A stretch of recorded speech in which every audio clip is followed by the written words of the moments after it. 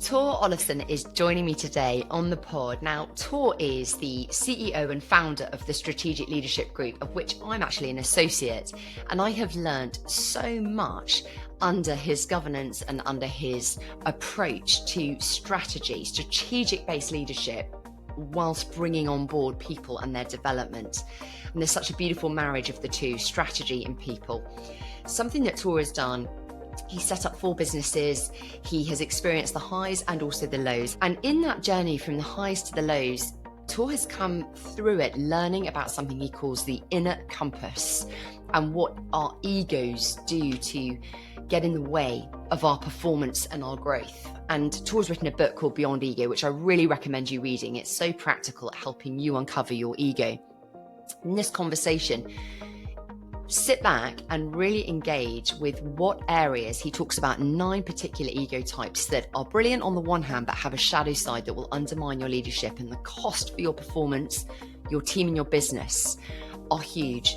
Listen to this and really engage with where am I in those spaces? Where am I undermining myself? And what would it look like for me to become less defensive so that I can become greater? Tor, it's so lovely to have you on the pod today. You've just come back from holiday. How are you doing? Very well, thank you. Good. Where are you right now? I'm at home in Iceland. Just got back from Italy. Oh my gosh, yes, to Iceland. I keep wanting to come because you have an amazing space out there, which I'm sure we'll come on to. But Tor, Mhm. let's kick off by talking about your book, Beyond Ego. How would you define ego, and what's it got to do with business? All right. So there are many different definitions, and we're not fond of using a typical Freudian one. We try to simplify it, and the definition that we go with um, is essentially our self-image, the way we have defined who we are, what we're about, is our ego. And it's the story that we've told ourselves consciously and subconsciously through the years about who we are, why we're that way. And it's when this image gets attacked in some way that the ego becomes defensive. And so if I have a healthy image of myself, and no matter what you say to me, I'm not offended. I do not get defensive. My healthy ego can just go along with it. But an unhealthy ego becomes very quickly very defensive, and and that causes problems in daily life, in interaction with others, and specifically in leadership. Hmm. How do we know? So I'm just thinking, when I'm defensive, sometimes my cerebral part, my intellect might come through as, but this is logical. What you're saying doesn't make sense. I know what I'm talking about. This makes logical sense. How can someone discern the difference between being decisive and being confident versus their ego being defensive and being the driver? I think it was addressed quite well in a best-selling book called The Chimp Paradox. Hmm. The chimp part of our brain is super fast. It reacts to outside threat or perceived threat very, very fast. So one of the ways we can use to distinguish whether it's my ego, my chimp, or my inner self that's reacting is, in that moment, was I completely at choice? That's one question. Or did I find myself afterwards thinking, I could have handled that better. I was too reactive. You know, that's in those situations that are time pressured, and I react and I regret my acting, or regret my not acting. Yeah, sometimes people say, why didn't I say something in that meeting? When that topic was addressed, I felt criticized, but I didn't say anything. And this brings me to another question is, was my action, and I really have to be honest with myself here, Yeah. fear-based? Did I not speak up because I was afraid of saying something that might be misinterpreted? And that's my defense mechanism saying, don't speak up because it might backfire. And hence I didn't. Afterwards, I wish I had been calmer and been able to speak up. That's really interesting because that redefines the PR around ego. Often for people that don't know, is that it's a bravado and it's kind of bossy and Oh, strong. yeah. And this, so you're saying that ego is a fear-based reaction, something you Yeah. may regret later on. So that could be silence, pulling back. The way we define it, yes, it's that Yeah. story about who I am that I've told myself 1,000,001 times Hmm. being attacked in some way. How do we know? How do we know? How do we bring from the unconscious into the conscious the story we're telling about ourselves? But there are many different ways. One would be personality tests, psychometrics that help you understand yourself. Because it's weird, Dolly. In many ways we're quite predictable. Hmm. Psychologists have created tests that are so accurate that when people take them and they read through them and they say, "How can they know all of this about me?" Yeah. Or or we do not recognize ourselves in the report, give it to our spouse, and they go, they got you spot on. Really? Because we are not always the best judges of how we are or how we come across to others. Yeah. So that's very insightful. I love personality insights. They really do unlock your blind spots, don't they? And help you to Mm, articulate that inner sense of self. But talk a little bit more about the story. So like people listening now just whizzing about from job to job, yeah. how do they know what their story is and what's that got to do with their performance? Some immediately know, and some are a little bit lost on this one. But imagine the following. Imagine you have a 4 or 5 year old in a household that is a little bit volatile. Let's say the dad's got a big temper, let alone on Friday nights when he's had one too many. Um, let's The wife's codependent, and then there are all kinds of siblings, and the 4 or 5 year old has to navigate this household. And sometimes they are in situations where they become insecure or even afraid. Mm. And we see kids adopt different patterns. One becomes aggressive, let's say, like the father figure. Another one doesn't do that at all. They sort of fade into the background, disappear to their room, stay quiet, and try to be invisible. Mm. Almost the opposite to the aggressive one. A third one becomes the clown, making everyone laugh. Fourth one becomes quite the politician, weaving their way through and speaking to this one first. And the patterns are, there's quite a number of patterns.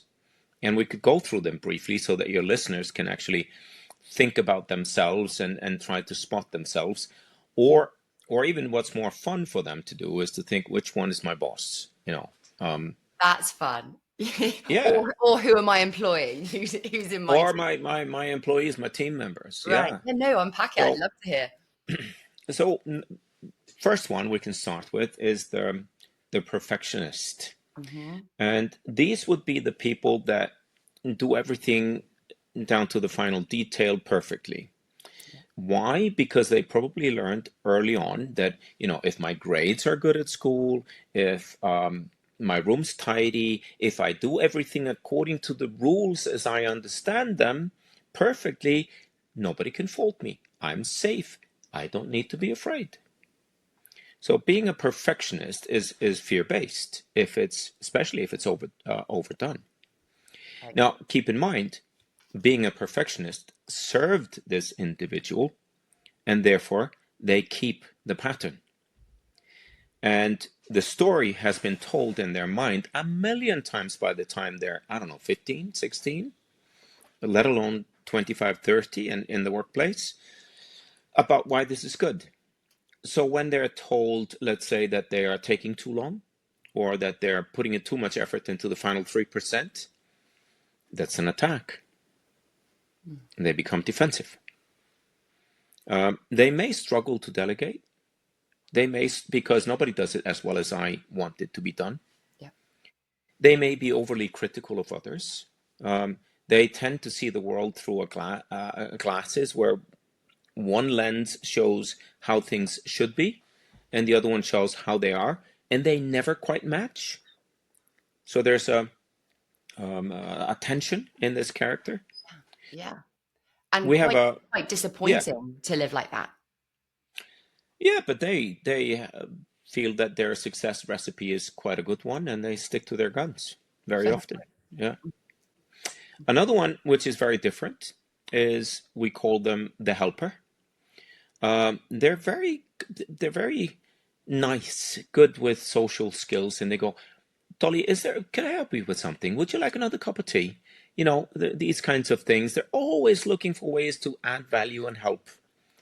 Now, there are the people that fall into this category will defend it mostly till they die, you know.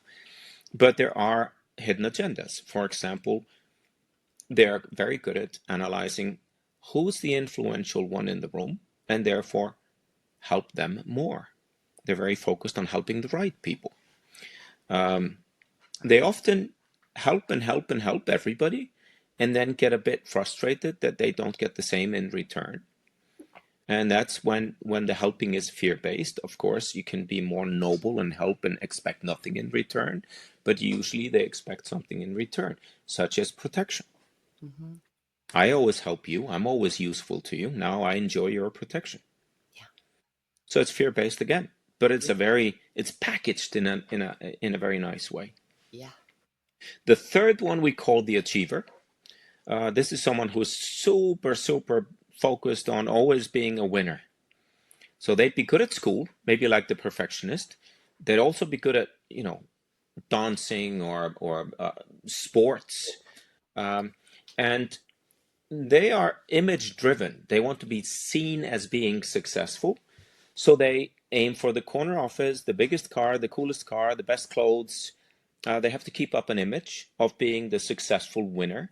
Mm-hmm. And these are quite successful people, usually, the achievers.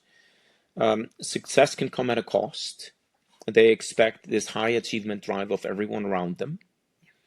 And that can backfire because not everybody has that same drive or that same need. Mm-hmm. And essentially, if I am put into situations where I'm not successful, my worst sides come out. I start to fight for what's mine, or I start to fight for what I think serves me. Mm-hmm. And you know, in my business we're quite big on strategy execution. Yeah. And strategy execution is about executing and prioritizing those things that serve the entire company. The achiever, this type I'm talking about, might be tempted to prioritize their department's goals at the cost of the bigger, because at least, you know, now my department looks good. I look good. My department looks good. Yeah. And on we go, you know. The number 4 is quite unusual. We call them the artist, the dramatic one. Imagine this. Maybe this was true in the old days when you were in school. Everybody looks more or less the same, following the same fashion trends, but then you'd have the punk rockers or the goths, or, you know, and there'd be 3 of them, and they'd be not part of the crowd. You know, you recognize this one. They're different. Uh-huh. And the fear and the safety thereafter is I've got my own thing. I cannot be judged by the rules of the rest. Mm-hmm. So I'm safe. Yeah. So they're individual, very, very often artistic types. Often they go their own ways in life, and very creative and not bound by society's rules. The number five people will recognize quite a lot. They are the intellectuals who say information is power. All I need to do is study something until I know more about it than anyone else. I become the recognized expert in the field, and then I'm safe because I know more than everybody else. Wow. We see these leaders in engineering companies or companies that require a lot of expertise, and the biggest expert gets promoted, Yeah. and then they show off their expertise, which sometimes this encourages or the other ones. They often require a lot of information to be available in their meetings because they believe information is power. Everyone in their management teams has activated their teams to create all this information. Should I be asked in the meeting? Then I'm never asked. But we had hidden factories creating information for me to be ready in case I was asked, which is nothing but a waste of time and energy. Wow. But this is one of the things that the intellect know-it-all manager doesn't realize they're creating. Wow. So what's really interesting with the five you've mentioned is people can argue that they're really good things, as you said. They're packaged well, was your language. And so we're talking about when it tips into a shadow side and it becomes it undermines the common goal of what we're trying to do. So why why should businesses or leaders listening, why should they care if they've got these ego types at play? Why should they care? I think they should care for several reasons, but let's start at the very beginning. I hire you to be a manager on my team because of certain qualities that I think you bring, and I think you will drive things forward in a certain way. Now, what's a fact is that you will not only bring qualities, you will bring weaknesses and let's say certain fears and patterns that may in fact work against you and hold you and your team back without you realizing it. So the lack of self-awareness is now going to cost me in my company because I haven't focused on that with you.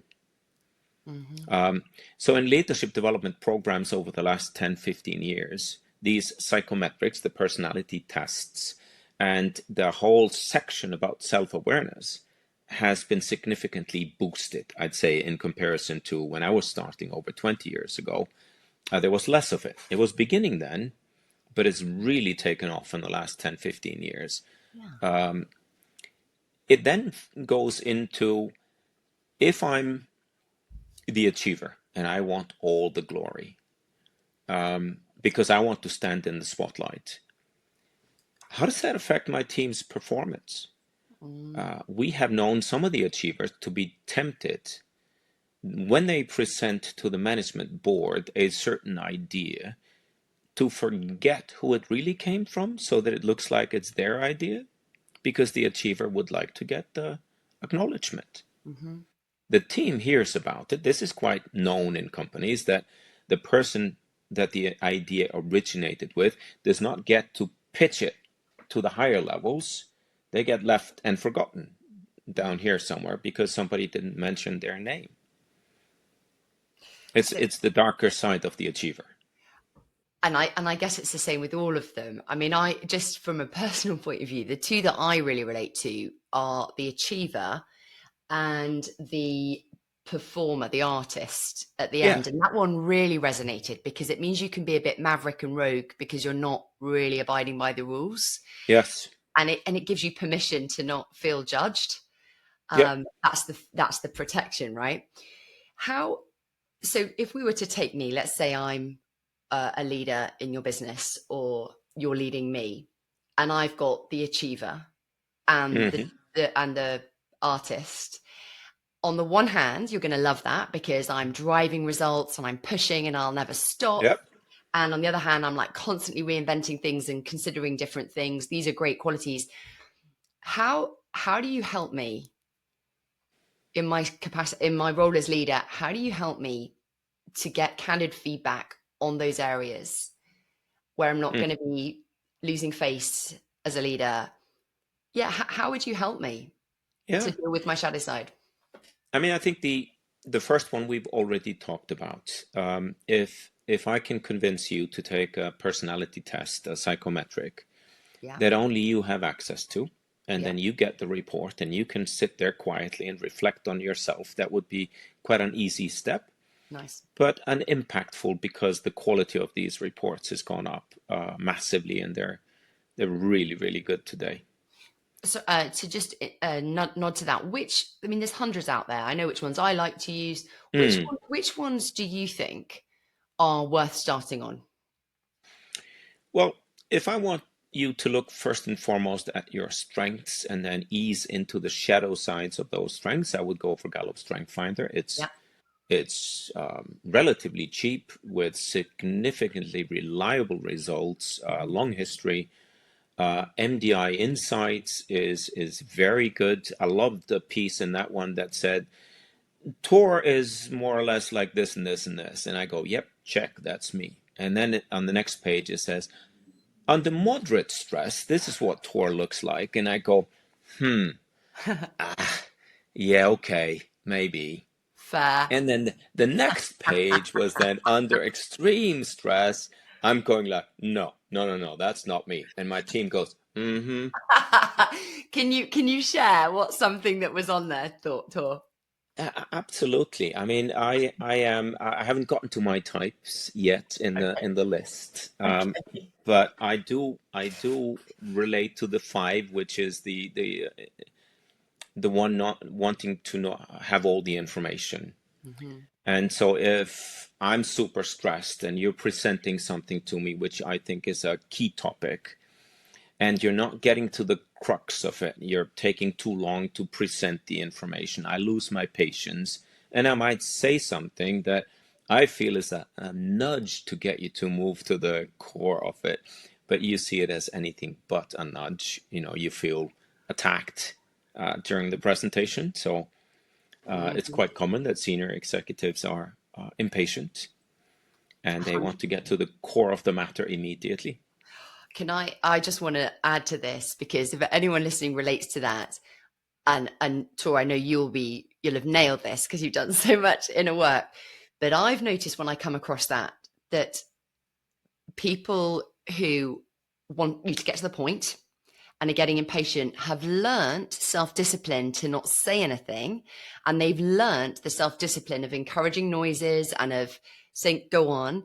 However, their body language hasn't caught Yeah. up with it yet, right? And so they're saying everything, but there's no congruency with the body language. And when you're on the receiving end of it, actually, it's very difficult for a person to get to the point when they're coming under all of that body language judgment. So there's a Yeah, bit of work to be done on the body language as well as the sort of verbal disciplines, right? absolutely. Spot on. That's very true. Yeah. Yeah. Yeah. So let's go back to the you said five of those behaviors. Which one? What are we missing? We're missing three of them. Yep. Sorry, four of them. Four Four. of Yeah. them.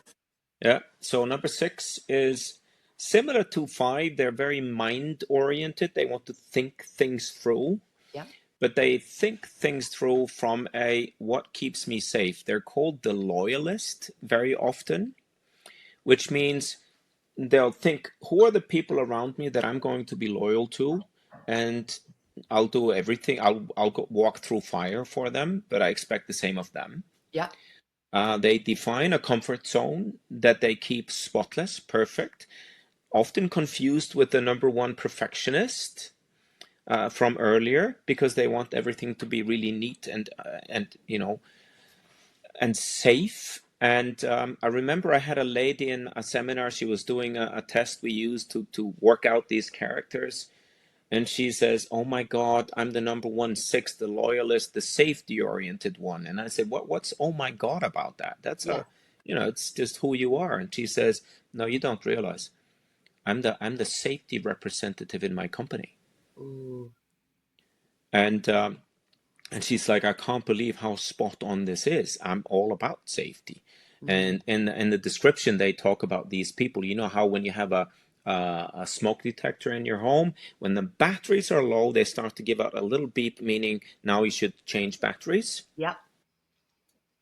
These characters, the loyalists, the safety-oriented loyalists, they change the battery before the beeping start Wow. because they want to be even more safe. Do you know Wow. what I mean? I'm not going Yeah. to wait until it starts to beep. I'm just going to change it now because I think, I'll be even more safe. And Can I these can clarify be, with that one? Are yeah, they, when you say they're trying to be safe, they is there a kind of a hyperactivity in these people, or is it more that it's more in the quiet? It sounds quite frenetic. Have I got that wrong? yeah, they can be both. They can be this type can be quite cautious Mhm. as a character, and then not hyperactive, or they can be absolutely opposite. They challenge the boundaries all the time to find out where am I safe, where am I not safe. Yeah, I see. Yeah. What's the next one, Tor? The next one is called the enthusiast, the adventurer, but also the narcissist. And this one is, and they've sometimes been called the Peter Pan of this system. And they believe that more is more. So if I engage in everything I can, something good's going to come out, and it'll be thrilling and we'll have lots of fun. Mhm. So they may start one too many initiatives at work. Yeah. They may be equally excited about all of them, so people are overwhelmed by the number of initiatives Mhm. and not know what to prioritize Yeah. and struggle to keep up with the fast pace of this character to actually act on all the different initiatives. But there's an underlying belief that life should be enjoyed with exciting things. Yeah. Projects can be exciting, and I have this idea. They have lots of ideas. So Yeah. oh, this is a cool project. Let's start that one. Yeah. And then a week later, I have a different idea. I also want to start that. A week later, I have a different idea, and then I, I may lack focus and overwhelm the team. It sounds, am I right in thinking it sounds a little bit like this type of person might be trying to run away from boredom? That boredom is the, Absolutely. yeah. Absolutely, that's what they're doing. And what's been said about this one is if they are super busy going to events, running projects, after hours, they're it's not just work time that's filled with stuff. Everything's filled with stuff. Mhm. The thing I don't need to do is spend time with myself and look in the mirror because I'm too busy. I heard a beautiful thing about this the other day, which I'll just add in. It said that it was in a book. Um, it said, when you are with people, you are always answering a question. Meaning, Yes. when you're with someone, it's like, this is you want to know the version of me? Here's the answer. You want to know how I show up in a conversation like this? Here's my answer. That you're always answering the world. But when you are alone, you are faced with the question Mm. of who am I? What am I? Yeah. And that's where mindfulness and being alone is a very anchoring discipline, isn't it? To be able to sit with the Yes. question of self. I just thought Yeah. that was pretty poetic. Yeah. Yeah, it is. It is. Mhm. And it Mm. fits well to this type. Yeah. It does. It sounds it. The two remaining ones, the first one is the challenger, often called the boss. Mhm. They like to be in control. They like to be the powerful one. They Yeah. work their way into positions of power. So when we do this personality test that's behind this with senior teams, a disproportionate number on the senior team will be this type. Yeah. So we'll have an unusually high percentage in senior teams be this one, which is no surprise really because they're running large corporations. Yeah. Where they get a funny face is when I ask them, where else do you think we have a disproportionately high number of challengers and bosses? Yeah. And it's in prison populations, because those types, they challenge the status quo, including the law. Uh, Wow. and so we have a disproportionately high number of these types in prison populations. It's quite interesting. Wow. Um, That's that's quite sobering, isn't it? yes, Yeah. these people can be very direct, very they tend to use language that is quite powerful, borderline rude, Yes. even obnoxious, Yeah. so when they give someone feedback, they may be too rough, not Yeah. in their own minds but in No. the other person's. Let's say the other one is the artistic sensitive type, and they're getting told off in a rough way. That can be tough. Yeah. Yeah. It can. And the last one is the the peacemaker, also called the chameleon of this system. Hmm. They will be more the wallflowers. They'll be in the background, Yeah. always looking to keep the peace. They tend to be mediators, facilitators um, of discussions on teams, Yeah. and they're invaluable to have on a team. Hmm. Um, they're quite common. This is the most common type, this one. Yeah. And they're called the chameleon because they often take on the characteristics of the people that they hang out with. Yeah. Yeah. So with Yeah. so I can it was helpful at the beginning when you said fun exercise, think about your bosses. I was thinking Yes. about people I know. I'm immediately gone, oh, I know that one, I know that one, I know that one. I can relate to quite a few of them myself. Um, what's what you've just done is bring actually story, as I said earlier, how do we know what a story is? You've brought a bit of story articulation for people listening into the conscious mind, into the forefront. So Yes. let's say people listening now are going, I relate to two or three of them. Yeah. Which is Next common. steps, which is common. Um, well, actually, I have two very different questions. Before I come to that, I just want to nod back to something.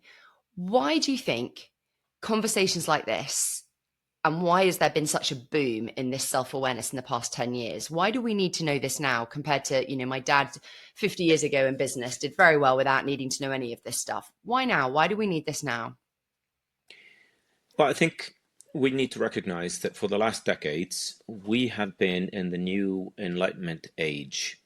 Let's take the impact that the internet and, let's say, Google have had on access to information. Hmm. Everyone can access pretty much anything, or most of anything, via the internet today. So people are better informed.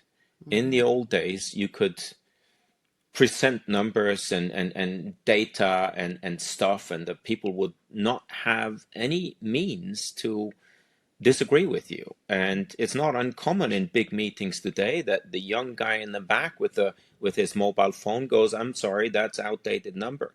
But they know more. Yeah. So with this transparency that is happening all over the world, definitely in Western society, for quite some time, the mood of there is no place to hide Hmm. is there. And I might as well face the facts about myself, because they will have used the personality tests to map me anyway. Yeah. It's interesting. It's a totally random link, but it's almost like in England when the Bible got translated from Latin to English, suddenly all control and all systems of institutionalized church had to change because Exactly. the commoner had access to quote unquote the word of God, and that creates such a massive revolution in a society that was completely legally bound by just a few elite that knew how and what to share from the Bible. And in a way, it's not dissimilar, is it? That It's now not. No. we have access to this translation from Latin of information through Google, through access to information, and so accordingly, we have to as leaders lead in a very different way because we've lost control in the way we had it. Absolutely. And of course, AI has taken this to a whole new level now, Whole where new people level. can get answers to things that they never could, even with Google. Yeah. So Wow. it's transferred into leadership, in the sense that do we have the right people? What does the data tell us?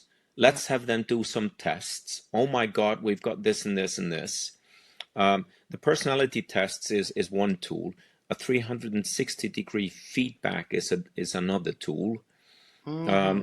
And then we at Strategic Leadership have been working with 360s since, I don't know, 15, 20 years. But we're now working with something called measuring the context of leadership in your organization. So how aware are your leaders of themselves, but also of all the other things that they need to be managing so that people can bring their best game to work. And this is a never-ending process, I think. We're still nowhere near the end of saying, how can we bring the transparency that we see all over the world into leadership? Yeah. What's the cost, do you think, to a business right here, right now, if they are not doing this stuff? Well, that's the thing. I'm glad you asked because for the last 20 years, but definitely in the last 10, leadership development has been a very popular trend. And if we look at the CAGR, so the year-on-year growth in an Yeah. industry, it's been above 10%, which is high. Very. And so every year you grow 10, 11%, and 10, 11%, and 10, 11%. And it's predicted to slow down a little bit, but not much, down to 8 until 2034. Wow. And but what companies are doing, and I'm not surprised, is they're asking increasingly, okay, so if we're going to invest in leadership development, what's the return on investment? Right. And for large corporations, we've done a lot of work in the automotive industry. One OEM, one car maker in particular,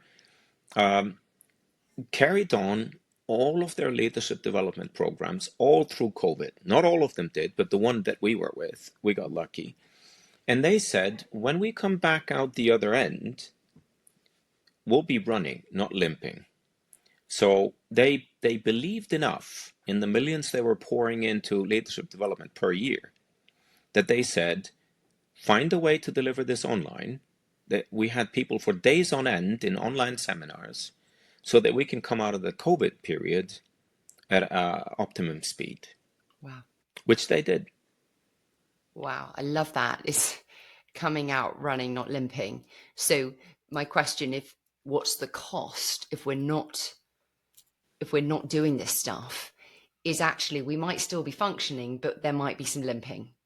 And there's more. Let's take some of the established European countries, Italy, Germany, France, with uh, declining populations. Hmm. Germany would be a good example. They're about 81 or 2 million now, but if they do not import people, Yeah. they are decreasing quite fast. Why is this a problem?